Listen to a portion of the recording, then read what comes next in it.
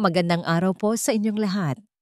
Ako po si Dr. Lourdes Navarro, ang inyong doktora na nag-aalaga sa ating mga minamahal na senior. Maaaring ikagulat ninyong malaman na ang maling pag-init ng pagkain ay maaaring unti-unting makasama sa inyong kalusugan, lalo na habang tayo ay nagkakaedad. Nang hindi ninyo namamalayan, maaari nitong sirain ang inyong panunaw, magdulot ng pamamaga at maging makaapekto sa inyong memorya at balanse. Ang mga panganib na ito ay sinusuportahan ng mga pag-aaral na nailathala sa mga journal tulad ng American Journal of Clinical Nutrition tungkol sa pangmatagalang epekto ng ilang partikular na pagkaing ininit muli sa mga nakatatanda.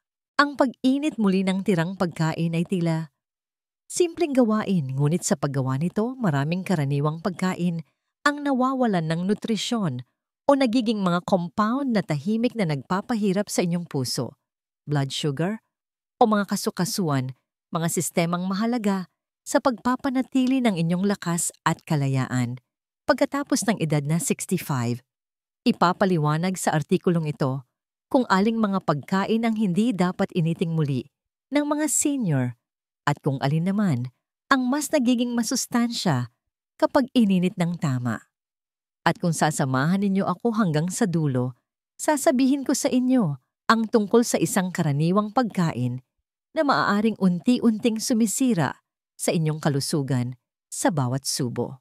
Magsimula tayo sa mga pagkaing dapat ninyong initing muli dahil kapag inihanda ng tama, maaari nilang mapabuti ang inyong pang-araw-araw na pagkilos, enerhiya at memorya. Bago tayo magsimula, kung hindi pa po ninyo nagagawa, inaanyayahan ko kayong i-click ang subscribe button at i-activate ang bell para hindi ninyo makaligtaan ang anumang payong pangkalusugan na para sa inyo. Mag-comment po ng 1 kung nagustuhan ninyo ang video na ito at kung hindi naman mag-type ng so para sabihin sa akin kung paano ko pa mapapabuti ang aking mga materyales para sa inyo. Upang makuha ang pinakamaraming sustansya narito, ang 3 pagkain na dapat initing muli ng mga senior. Una, oatmeal, isang mainit na yakap para sa tiyan at isipan. Ang mga umaga ay madalas na may tahimik na kapangyarihan para sa mga senior na papalapit na sa kanilang ginintuang taon, isang pagkakataon para magsimulang muli, dahan-dahan at may layunin. Isa sa mga pagkaing pinakamahusay na kumakatawan sa diwang yon ay isang tasa ng maligamgam na oats. Ngunit marami ang hindi nakakaalam na ang pag-init muli ng oatmeal ay maaaring magpalakas pa ng mga benepisyo nito sa halip na magbawas. Ito ay lalong mahalaga para sa mga nagkakaedad na katawan na nangangailangan ng sustansya ng walang hirap. Isang kakaibang pagbabago ang nagaganap kapag ang oats ay niluto at pagkatapos ay pinalamig. Ang mga starch nito ay nagsisimulang magbago ng istruktura na lumilikha ng isang uri ng carbohydrate na tinatawag na resistant starch na mahirap tunawin sa small intestine. Kapag ininit muli, ang mga resistant starch na ito ay nananatiling buo at patuloy na nagpapalusog sa mga mabubuting bakterya sa ating bituka. Pinapalakas nito ang panunaw, pinapabuti ang control sa blood sugar at binabawasan ang pamamaga sa buong katawan. Higit pa ito sa agham. Para sa mga taong higit sa 65, ito ay lubhang praktikal. Habang tayo ay tumatanda, ang ating blood sugar ay nagiging pabago-bago at ang panunaw ay madalas bumabagal. Ang ininit na oatmeal ay nagbibigay ng tuloy-tuloy na enerhiya na may mababang glycemic index na nagpapatatag ng mood at focus at nagpapanatili sa inyong busog ng mas matagal sa pamamagitan ng dahan-dahang paglabas ng enerhiya. Ngunit mas malalim pa ang mga benepisyo. Ang beta-glucan, isang soluble fiber na matatagpuan sa oatmeal, ay kilala sa pagpapababa ng LDL o bad cholesterol, kaya't nagtataguyod ito ng kalusugan ng puso. Para sa mga nakatatanda na may panganib sa mga problema sa puso, ang maliit na pang-araw-araw na gawing ito ay nagiging isang tahimik na pagkilos ng pag-iwas Bukod pa rito, ang oatmeal ay natural na banayad, magaan sa tiyan, at madaling i-customize. Hindi tulad ng maraming almusal na puno ng dagdag na asukal o saturated fats. Ang pagdaragdag ng sariwang blueberries, tinadtad na walnuts, o isang kurot ng cinnamon ay hindi lang nagpapabuti sa lasa, kundi nagdaragdag din ng malalakas na antioxidants, ang natural na panlaban ng katawan sa pagtanda ng mga selyula. Sa mas sentimental na paraan, ang init ng ininit na oats ay nagbibigay din ng ginhawa. Ito ay pamilyar, madaling unawain at nagbibigay ng kapanatagan. Sa mga malamig na umaga sa Baguio o kapag pakiramdam ninyo ay pagod kayo, ito ay isang paalala na kahit ang maliliit na gawain ay maaaring lumikha ng isang mas malusog na araw at isang mas malusog na buhay. Ito ay isang mabait na kilos ng paggalang sa sarili. Gayunpaman, karamihan sa mga tao ay hindi iniisip ito. Hindi maraming mainit na pagkain ang nag-aalok ng ganitong mga gantimpala. Ngunit ang oatmeal ay nagpapatibay mula sa loob. Ang ilang pagkain ay tila nakakaginhawa. Ngunit kapag ininit muli, maaari silang maging banayad na mapanganib na nagdudulot ng mga problema higit pa sa panunaw. Maaari silang makaapekto sa inyong pangmatagalang sigla, kasukasuan at mga ugat. Ano ang susunod na pinakamahusay na pagkain na dapat initing muli? Isa na sa bawat subo ay muling nagpapatibay ng inyong mga buto at nagpapalakas ng inyong immune system. Posibleng ang sagot ay kumukulo na sa inyong refrigerator, naghihintay lamang na maging isang bagay na makabuluhan at nagpapanumbalik. Kung kayo ay nanonood pa rin at nakikitang kapaki-pakinabang ang mga kaalamang ito, mangyaring ipaalam sa akin sa unang komento sa ibaba. Ngayon, pag-usapan natin ang punto bilang 2. 2 sopas na gulay, isang malumanay na lunas para sa kaluluwa, kasukasuan at resistensya. Sa mga tahimik na oras ng hapon, kapag ang katawan ay nagsisimulang maramdaman ang bigat ng mga taon at ang liwanag ay lumalambot sa mga bintana, ang isang mainit na mangkok ng sopas na gulay ay may malalim na epekto sa pagpapanumbalik. Ito ay hindi lamang comfort food. Ito ang karunungan ng ating mga ninuno na isinalin sa isang mangkok. At ang pag-init muli ng sopas na gulay, lalo na para sa mga nakatatanda na dumadaan sa mga komplikasyon ng pagtanda, ay higit pa sa isang praktikal na pagpipilian. Ito ay isang proseso ng pagpapanumbalik ng mahahalagang sustansya na unti-unting lumalakas at yumayaman. Ang isang lutong bahay na sopas na gulay ay nagiging mas siksik sa sustansya kinabukasan, hindi tulad ng maraming processed na pagkain. Bakit? Dahil kapag ang mga matitibay na gulay tulad ng kamote, karot, kinsay, sibuyas at mga madahong gulay ay dahan-dahang pinakuluan at pagkatapos ay pinahinga, ang mga pader ng selyula nito ay nagsisimulang masira. Ito ay naglalabas ng mga mineral at mga plant compound na hindi lubusang nakuha noong unang pagluluto. Kapag ininit muli ang sopas, ay nagiging isang puro na pinagmumulan ng antioxidants, phytonutrients at hydration. Lahat ng tatlong ito ay partikular na mahalaga para sa mga nakatatanda. Ang paghina ng immune system na may kaugnayan sa edad ay ginagawang mas madaling kapitan ang katawan sa paninigas ng kasukasuan, mga impeksyon sa paghinga at pamamaga. Ngunit ang isang mahusay na ininit na sopas na gulay ay nagsisilbing isang nakapapawing pagod na panlaban, lalo na kung ito ay pinalakas ng perihiluyang dilaw o bawang. Habang ang mga anti-inflammatory substance ay nagsisimula sa kanilang banayad na proseso ng pagpapaginhawa sa katawan.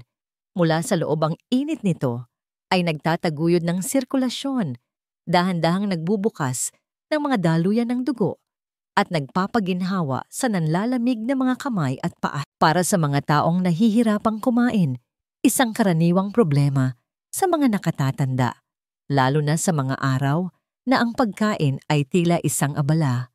Ang sopas ay isang madaling lapitan at madaling tunawing pagkain na hindi nakakapagod sa pandama. Ang banayad na texture at init nito ay nagbibigay ng sustansya ng hindi nangangailangan ng pagsisikap na sumusuporta sa pagpapanatili ng lakas hydration at nutrisyon. Dapat ding isaalang-alang ang emosyonal na sustansya. Kapag maingat na inihanda at sinadyang initing muli ang isang kaldero ng sopas na ginawa ni Aling Nena sa kanyang kusina sa Batangas, ay nagpapaalala ng mga nakaraang kusina, mga pagsasama-sama ng pamilya, at mas simpleng mga araw kung kailan ang pagkain ay higit pa sa panggatong. Bawat kutsara ay isang pagbabalik sa isang bagay na komportable at pamilyar, isang sandali ng pahinga mula sa magulong mundo upang alagaan ang sarili sa pinakapangunahing paraan. Bukod pa rito, ang sopas ay nagbibigay ng paraan upang isama ang mga halamang gamot at gulay na mayaman sa mineral nang hindi gumagamit ng matatapang na pampalasa o mabibigat na taba na kapaki-pakinabang para sa sino mang may mataas na presyon ng dugo, arthritis o mahinang panunaw. Ito ay isang uri ng pagkain na mabait, mainit at mapagpatawad na umaangkop sa nagbabagong pangangailangan ng katawan. Ngunit paano kung sabihin namin sa inyo na ang karaniwang butil sa tabi ng inyong mangkok ng sopas ay maaaring unti-unting nagpapatibay sa inyong mga buto at nagpapalakas ng inyong puso kapag ininit ng tama? Ang susunod na pagkain na madalas binabaliwala ng napakaraming senior ay maaaring maging pinakamalakas ninyong kakampi sa laban kontra kahinaan. Brown rice. Isang simpleng sandigan para sa mahabang buhay, kalusugan ng puso at lakas. Mayroong isang tiyak na karunungan sa mga simpleng pagkain, kalmado na kabase at hindi sumusuko. Kabilang dito ang brown rice na mapagkumbaba at madalas na hindi napapansin pabor sa mas makukulay na putahe. Gayunpaman, kapag dahan-dahang ininit muli, ang hamak na butil na ito ay maaaring magbigay sa mga senior ng isang bagay na higit pa sa lasa. Ito ay sumusuporta sa bawat hakbang, bawat tibok ng puso at bawat sandali ng kalayaan sa pamamagitan ng mabagal na nasusunog na lakas, katatagan at istruktura. Hindi tulad ng puting kanin, ang brown rice ay nagpapanatili ng bran at germ na mga layer nito na natural na pinagmumulan ng fiber, B vitamins, magnesium at selenium, mga sustansyang lubhang kailangan ng tumatandang katawan. Tulad ng oatmeal, ang brown rice ay nagkakaroon ng resistant starch kapag ito ay niluto at pagkatapos ay pinalamig. Ngunit ang ganda ay nasa kasunod. Ang tamang pag-init muli ng pagkain, alinman sa pamamagitan ng dahan-dahang pag-steam o pag-init nito na may kaunting tubig, ay ginagawang madaling tunawin ang mga komplikadong carbs na ito at naglalabas ng enerhiya ng dahan-dahan ng hindi pinapagod ang pancreas o nagpapataas ng blood sugar. Ito ay isang mahalagang detalye para sa mga nakatatanda na namamahala sa sakit sa puso, type 2 diabetes o mabagal na panunaw. Ang ininit na brown rice ay tumutulong na mapanatili ang pare-parehong antas ng enerhiya sa buong araw, na iniiwasan ang mga pagbaba ng enerhiya at pagkapagod na madalas na nagnanakaw ng kagalakan sa pang-araw-araw na gawain. Bukod pa rito, tinutulungan nito ang gut microbiota sa pamamagitan ng pagpapakain sa mabubuting bakterya na kumokontrol sa pamamaga mood at immunity. Ang magnesium na sagana sa brown rice at madalas na nababawasan sa mga matatanda ay mahalaga para sa paggana ng mga ugat, regulasyon ng presyon ng dugo at pagre-relax ng kalamnan. Ito ay partikular na mahalaga sa gabi, kung kailan ang pagkabalisa at pulikat sa binti ay maaaring makagambala sa tulog. Sa bawat mainit na subo, ang ininit na kanin ay nagiging higit pa sa isang pagkain.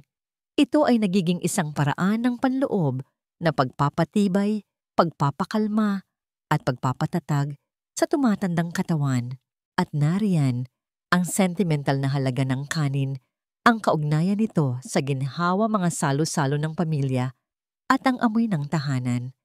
Ang pag-init ng tirang kanin ay hindi lamang dahil sa kaginhawahan.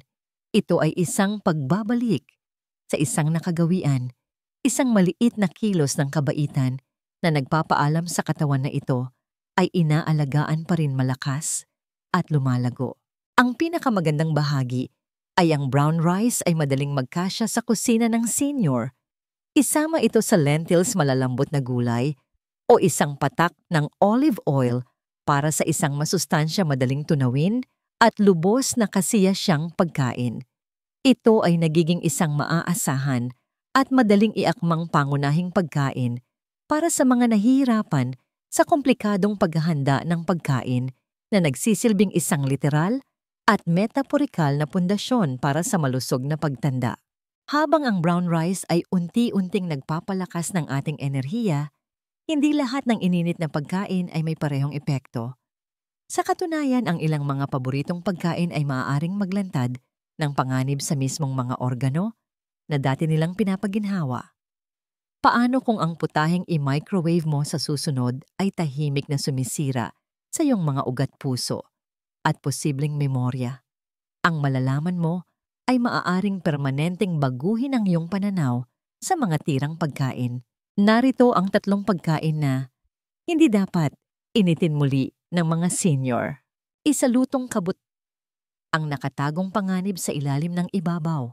Ang mga kabute ay isang masustansya at makalupang pagkain na nag-uugnay sa atin sa kalikasan sa isang bagay na sinauna at nakaugat.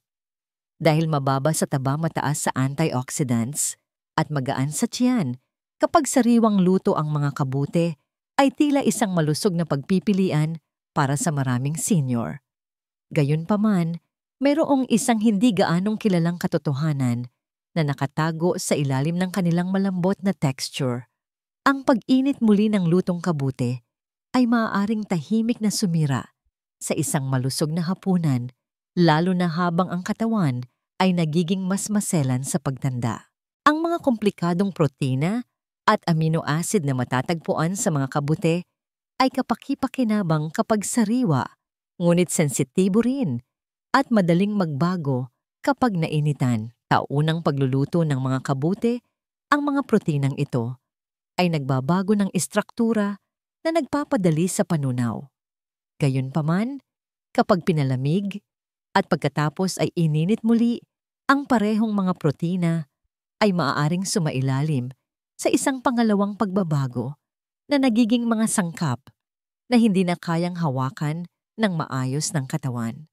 Maaaring hindi ito mapansin ng isang mas batang tao, ngunit maaari itong magdulot ng discomfort, pag-bloated, at kahit pagduduwal sa mga matatanda na mas mataas ang sensitivity ng bituka at mas mababa ang digestive enzymes. Ang tunay na banta ay ang madalas nating hindi nararamdaman kaagad. Ang mga bakterya tulad ng Clostridium botulinum o Listeria ay maaaring tahimik na dumami sa mga kabute na ginisa sa mantikilya o mantika at pagkatapos ay naiwan sa temperatura ng silid ng matagal. Kung hindi ito maayos na naimbak o ininit muli sa mababang temperatura, ang pinsala mula sa mga bakterya na ito ay maaaring magsimula ng tahimik na ginugulo ang digestive tract o kahit na sinasaktan ang nervous system sa mga sensitibong nakatatanda. Hindi sila karaniwang nagpapakita ng malinaw na sintomas kaagad. Maaring hindi ka makaramdam ng discomfort o sakit kaagad dahil sa tila maliit na pagkakamaling ito. Ngunit ito ay naiipon. Maaari itong magpakita bilang patuloy na pagkapagod, paulit-ulit na hindi pagkatunaw ng pagkain, o isang hapon na puno ng discomfort sa halip na katahimikan. Sa isang panahon sa buhay kung saan bawat onsa ng lakas ay mahalaga, maaari pa itong magpakita bilang isang mahinang immune response. Bukod pa rito, kapag ang mga kabute ay ininit, isang malaking bahagi ng kanilang masustansyang nilalaman ang nawawala. Ang mga antioxidant na dating sumusuporta sa iyong immune system ay nasisira na nagbibigay ng kaunting proteksyon laban sa oxidative stress at pamamaga na hindi maiiwasang tumataas sa edad. Ang pagkain na natitira sa iyo ay pamilyar ang lasa, ngunit hindi na nito natutugunan ang iyong mga pangangailangan. Maaring tila isang hindi nakakapinsalang gawain ang pag-init muli ng mga kabute, lalo na sa isang lipunan na pinupuri ang kaginhawahan. Ngunit ito ay isang ugali na sulit na itigil para sa mga senior na nakatuon sa pagpapanatili ng kanilang pagkilos, memorya at kalusugan. Hayaan ang mga kabute na maging isang regalo na ninanamnam kapag nasa kanilang pinakamahusay na kalagayan sa halip na maging isang tirang pagkain na nakatambak sa kalan o sa microwave ng matagal. Ngunit paano naman ang isa pang paborito sa kusina? Isang bagay na matingkad malutong at madalas na itinuturing na hindi nakakapinsala. Paano kung ang isang tila hindi nakakapinsalang gulay ay nagdudulot ng tahimik na pamamaga ng kasukasuan at sumisira sa katatagan ng iyong mga hakbang? Maaring mabigla ka sa sagot. Kung nanonood ka pa rin at nakikitang kapaki-pakinabang ang mga kaalamang ito, mangyaring ipaalam sa akin sa unang komento sa ibaba. Ngayon pag-usapan natin ang punto bilang 2. Itlog. Ang dahan-dahang pagbabago mula sa sustansya patungong pinsala. Maraming tao ang naniniwala na ang itlog ay isa sa mga pinakamasustansya at kumpletong pagkain na magagamit. Sumisimbolo ito sa pagiging simple, pagkakaisa at sustansya, isang kilalang pangunahing pagkain sa hapagkainan mula sa mga naunang henerasyon. Ang itlog ay nagbibigay sa mga senior ng mataas na kalidad na protina at mahahalagang mineral tulad ng vitamin D at choline na mahalaga para sa matibay na buto at malusog na utak. Gayunpaman, may isang hindi gaanong kilalang katotohanan. Dito ang itlog ay sumasailalim sa isang negatibong pagbabago kapag ininit muli. Ang itlog ay ligtas madaling tunawin at lubos na masustansya kapag niluto sa unang pagkakataon. Ngunit ang kanilang mga protina ay nagsisimulang magbago sa mga paraan na hindi kinakailangang kapaki-pakinabang sa tumatandang digestive system kapag lumamig at naimbak kahit sa loob lamang ng isang gabi. Ang mga protina sa lutong itlog ay tumitigas at nag-oorganisa muli kapag ininit muli, lalo na sa microwave o sa mainit na kawali. Ginagawa nitong mas mahirap tunawin at pinapataas ang posibilidad na ang mga nakatatanda ay makaranas ng hindi pagkatunaw ng pagkain, sakit o pag-bloat. Ang mas nakakabahala ay ang pagbuo ng mga potensyal na mapanganib na kemikal. Ang pag-init muli ng itlog, lalo na ang mga pinirito o scrambled na may mantika, ay maaaring maging sanhi ng pag-oxidize ng mga lipid at cholesterol na gumagawa ng mga compound na nagpapalala sa pinsala, sa ugat at pamamaga. Ang mga banta na ito ay hindi lamang teoretikal.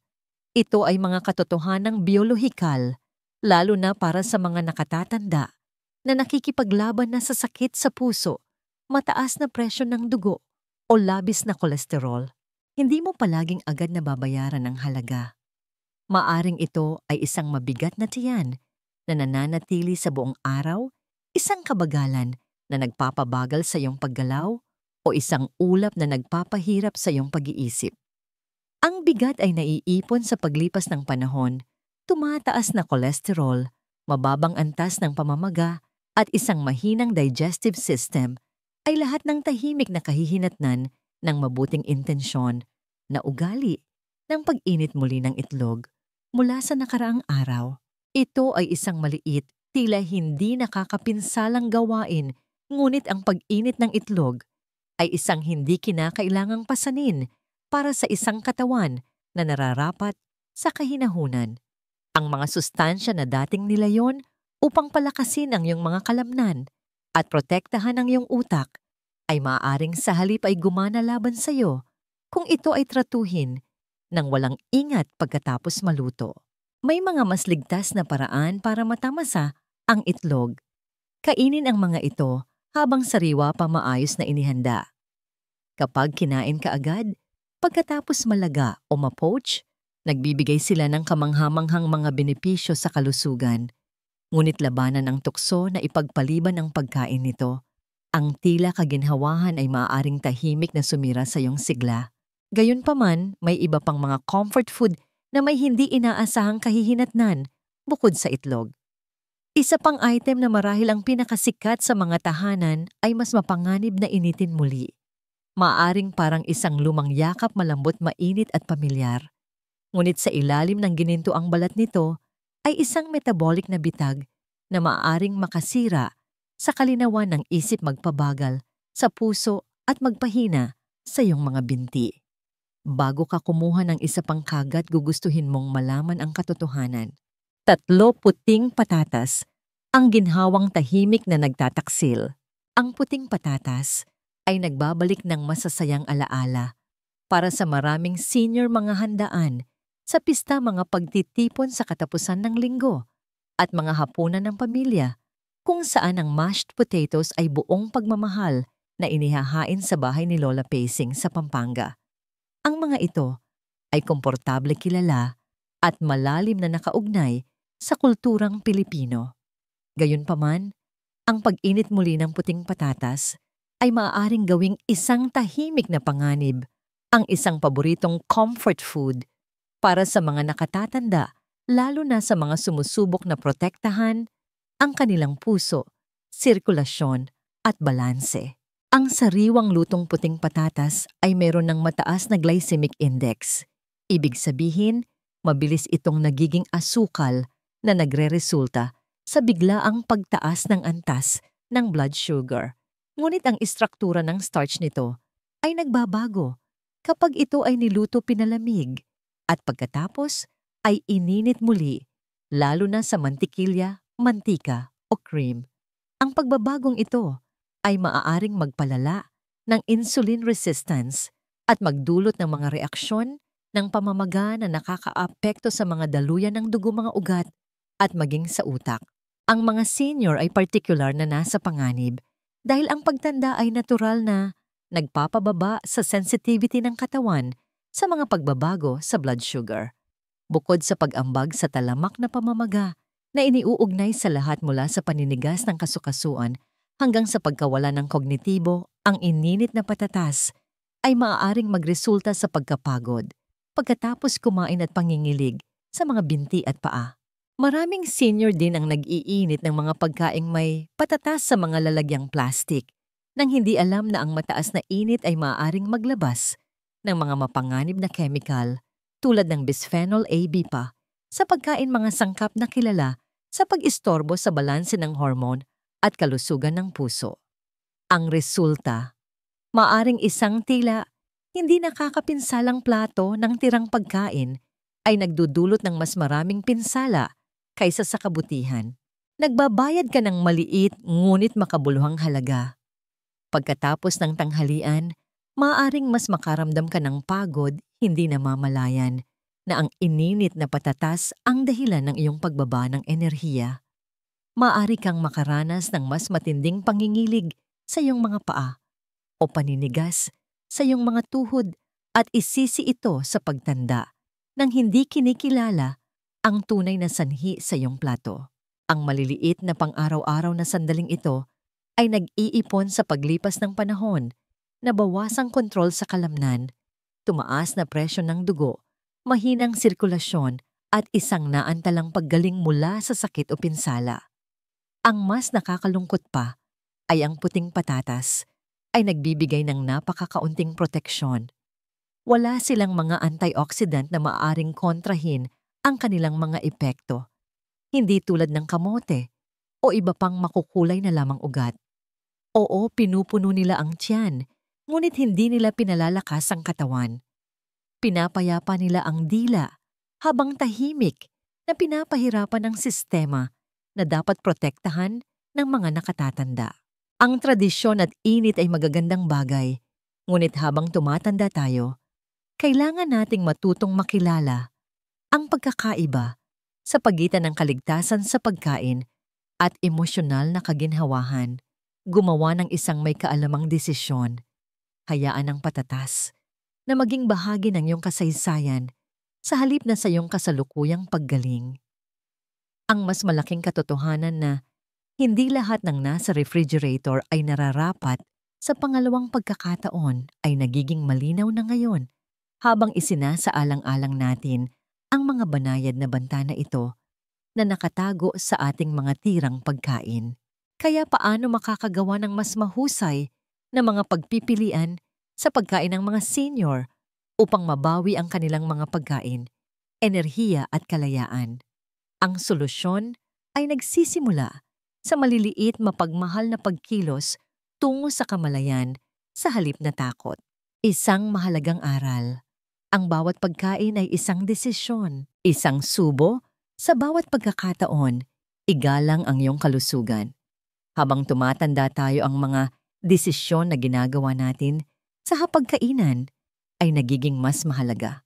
Ang pag-init ng pagkain ay maaaring tila isang simpleng pang-araw-araw na gawain, ngunit para sa mga senior, maaari nitong tahimik na maimpluwensyahan ang ating kalayaan, sigla at kalusugan.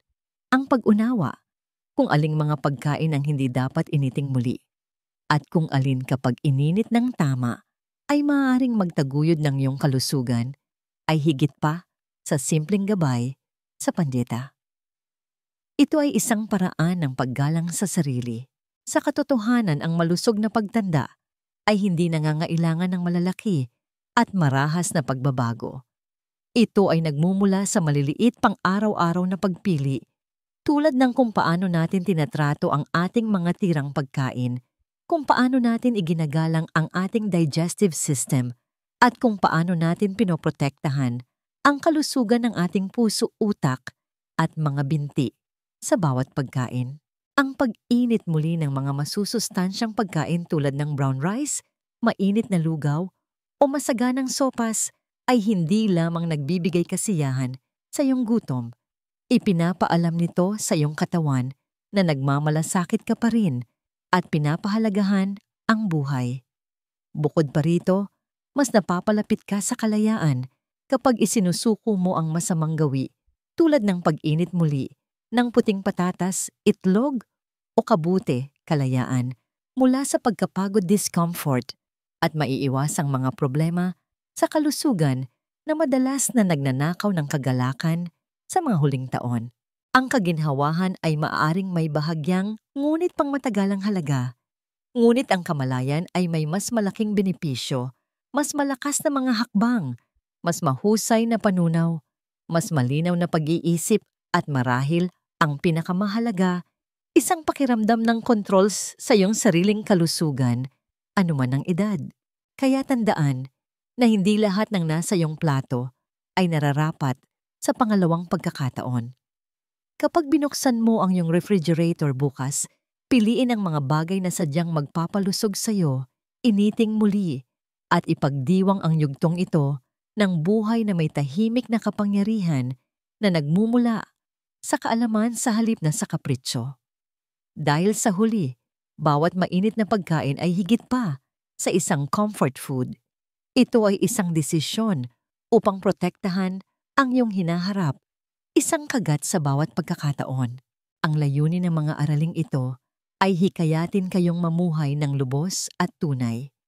Ngayon gusto ko pong marinig mula sa inyo.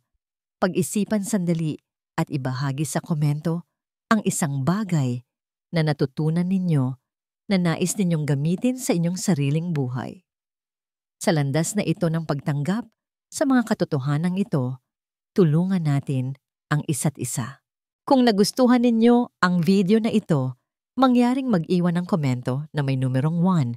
Kung hindi naman, huwag mag-atubiling gamitin ang 0 sa inyong komento. Ang inyong mga opinyon ay napakahalaga sa amin. Para sa mas maraming video na tulad nito, tandaan na mag-subscribe sa ating channel, i-like, at ibahagi ang ating mga video sa iba. Salamat po sa panonood at mabuhay po kayo ng malusog at masaya ayon sa nais ninyo.